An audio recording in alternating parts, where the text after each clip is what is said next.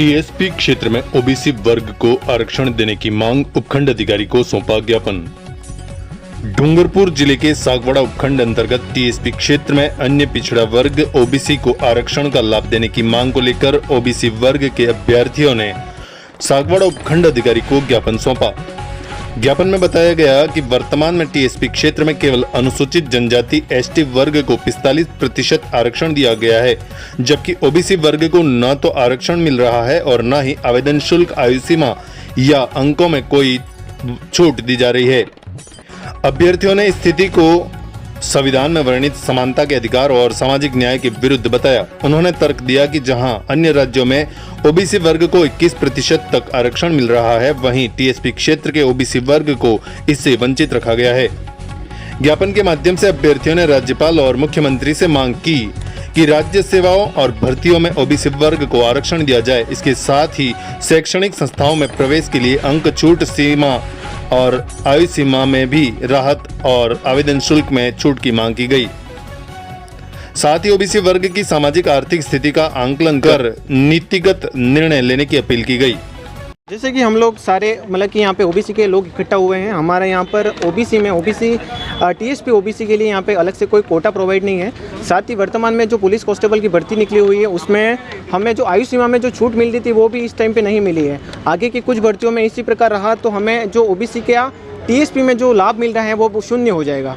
तो हमें कोई लाभ मिल नहीं रहा है। तो हम लोग यहाँ पे स्थानीय जितने भी लोग सागवाड़ा के इकट्ठे होकर उपखंड अधिकारी को हमने ज्ञापन प्रस्तुत किया है। साथ में हम लोग आगे विधायक सबको भी प्रोवाइड कर रहे हैं ये ज्ञापन। तो इसी प्रकार अगर हर एक उपखंड स्तर पर सारे लोग अगर ये ज्ञापन प्रोवाइड कराएंगे तो ये बात ज़रूर मतलब कि आगे जाएगी और इस पर कुछ ना कुछ एक्शन लिया जाएगा। हम सभी का यही निवेदन है, जितने भी युवा हैं, हमें कम से कम संवैधानिक तौर पर जो अनुच्छेद 15(4) और अनुच्छेद 16(4) में राज्य का एक विशेष दर्जा है, किसी जाति किसी समूह के आधार पर उसको आरक्षण का लाभ दिया जाए। तो हमने जब से टीएसपी ट्राइबल सब प्लान हुआ उसके बाद से ओबीसी को एक अलग ही छोड़ दिया। जैसे कि ओबीसी विकलांग हो चुका है, ना तो वो किसी और कास्ट के साथ जा रहा है, ना खुद की कास्ट का खुद रुतबा रख पा रहा है। ओबीसी के लिए वर्तमान स्थिति ऐसी है कि राजस्थान पुलिस की भर्ती निकली है जो एक विशेष मुद्दा बन चुकी है हमारे लिए। उसमें ओवरेज हो गए बहुत सारे लोग जो कि एक बार दिया है, उनको पर्याप्त मौका ही नहीं मिला।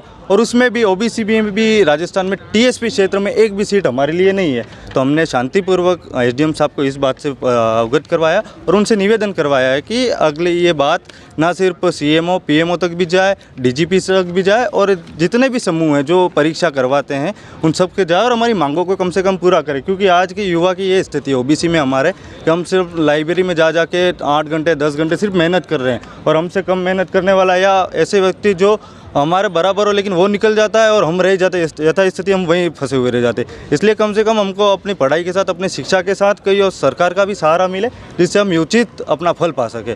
बस इसको लेकर हम सभी यहाँ युवा वर्ग ओबीसी के ये सभी 18 से 25 ये प्रताड़ित चेहरे हैं साहब, आप इनको स्पष्ट रूप से देख सकते हो।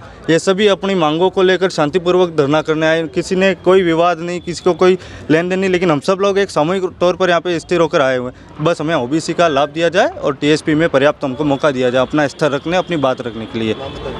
मैं एडवोकेट जिग्नेशपुरी सागवाड़ा और मेरे साथ नयन, और मैं कोई विशेष व्यक्ति मेरा अपना नाम लेकर कोई नहीं करना चाहता। हमारा तो पूरा समूह है साहब, ओबीसी संघ सागवाड़ा। मैं कोई विशेष अपना नाम लेकर वो नहीं करना चाहता, पूरा सागवाड़ा यहाँ पर मेरे से छोटे मेरे से बड़े सभी हैं। धन्यवाद साहब। सागवाड़ा लाइव न्यूज, जी हाँ, लेटेस्ट खबर पाने के लिए चैनल को सब्सक्राइब कीजिए, वीडियो को लाइक कीजिए और शेयर कीजिए।